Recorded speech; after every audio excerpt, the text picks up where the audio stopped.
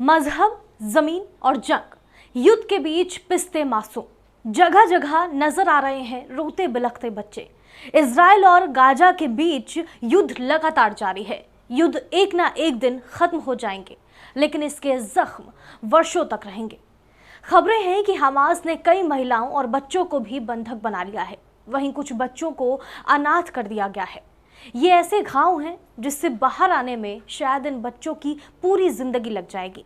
लेकिन टीवी चैनलों और अखबारों में लगातार आ रही युद्ध की खबरों के बीच ऐसे कई सवाल हैं जो आपके मन में जरूर उठ रहे होंगे। आज हम इस वीडियो में उन्हीं सवालों के जवाब तलाशने की कोशिश करेंगे। जैसे इजराइल जैसे इतने बड़े देश पर हमास को हमला करने के लिए मदद कहां से मिली?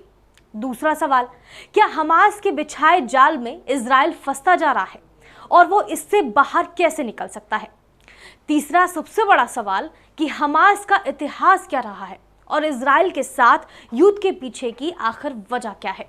इन सवालों के जवाब ढूंढने के लिए सबसे पहले हमें इतिहास के पन्ने खंगालने की जरूरत है। ये रिपोर्ट देखिए। हमास फिलिस्तीनी क्षेत्र का सबसे प्रमुख इस्लामी चरमपंथी संगठन। आप चाहें तो इसे एक राजनीतिक पार्टी भी कह सकते हैं। साल 1980 में इसकी स्थापना हुई। 1987 में हमास ने अपनी ताकत का परिचय करवाया, जब इसने इजराइल के खिलाफ फिलिस्तीनी लोगों की आवाज बुलंद करने के लिए पहले इंतिफादा की शुरुआत की। अरबी में हमास का मतलब इस्लामिक रेजिस्टेंस मूवमेंट होता है। उसके बाद से ये फिलिस्तीनी क्षेत्रों से इजरायली सेना को हटाने के लिए अभियान चला रहा है। हमास इजराइल को मान्यता नहीं देता और ये पूरे फिलिस्तीनी क्षेत्र में इस्लामी राष्ट्र की स्थापना करना चाहता है। हमास की स्थापना शेख अहमद यासीन ने की थी। वो 12 साल की उम्र से ही व्हील चेयर पर थे। ये एक तरह से शेख अहमद यासीन इस चरमपंथी ग्रुप के धार्मिक नेता थे। हालांकि साल 2004 में इजरायली हमले में उनकी मौत हो गई थी। वेस्ट बैंक और गाजा का क्षेत्र हमेशा से ही दोनों पक्षों के बीच संघर्ष का मुख्य कारण रहा है। वेस्ट बैंक और गाजा को फिलिस्तीनी क्षेत्र के रूप में जाना जाता है। इसके अलावा पूर्वी यरूशलेम और इजराइल को रोमन काल में फिलिस्तीन क्षेत्र का ही हिस्सा माना जाता था। बाइबल में ये यहूदी साम्राज्यों की भूमि के रूप में भी जाना जाता था, जिस कारण यहूदी इसे अपनी प्राचीन मातृभूमि मानते हैं, जिसे लेकर हमेशा से संघर्ष होता रहता है। इजराइल को 1948 में एक देश के रूप में मान्यता दी गई थी।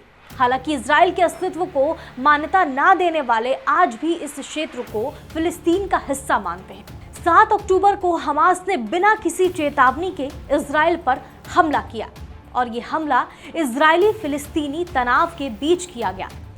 इस हमले में हमास के लड़ाके कई इजरायलियों को बंधक बना रहे हैं। वहीं ये भी कहा जा रहा है कि फिलिस्तीनियों के बीच अपनी लोकप्रियता बढ़ाने के लिए हमास ने इजराइल के खिलाफ इस तरह का मोर्चा खोला है। इजराइल फिलिस्तीन संघर्ष के बीच लेबनान के हिजबुल्लाह ग्रुप का नाम भी सामने आया है। रिपोर्ट्स के मुताबिक हिजबुल्लाह ने 8 अक्टूबर 2023 को एक बयान में कहा कि उसने सीरिया के इजरायली कब्जे वाले गोलान हाइट्स की सरहद पर स्थित विवादित शेबा फार्म्स में इजरायली ठिकानों पर रॉकेट और गोले चलाए और फिलिस्तीन के साथ एकजुटता दिखाई है। दरअसल हिजबुल्लाह का मतलब होता है पार्टी ऑफ गॉड, यानी अल्लाह या ईश्वर की पार्टी। ये लेबनान का एक शिया मुस्लिम राजनीतिक दल और अर्धसैनिक संगठन है। लेबनान में ये राजनीतिक दल के तौर पर काम करता है। हिजबुल्लाह की शुरुआत क्यों और कैसे हुई, ये जानने के लिए तारीख के पन्नों में जाना पड़ेगा। यहाँ ये जानना ज़रूरी होगा कि साल 1943 तक लेबनान में फ्रांस का शासन था और इसका प्रभुत्व खत्म होने के बाद एक समझौते के तहत लेबनान की सत्ता देश के ही कई धार्मिक गुटों में बंट गई। हिजबुल्लाह लेबनान का कट्टर शिया आतंकवादी समूह है। साल 1982 में इजराइल ने जब दक्षिणी लेबनान पर आक्रमण किया था, तब हिजबुल्लाह संगठन अस्तित्व में आया था। हालांकि आधिकारिक रूप से हिजबुल्लाह की स्थापना 1985 में हुई थी। तब से लेकर अब तक हिजबुल्लाह के लड़ाके इजराइल पर हमले करते रहते हैं।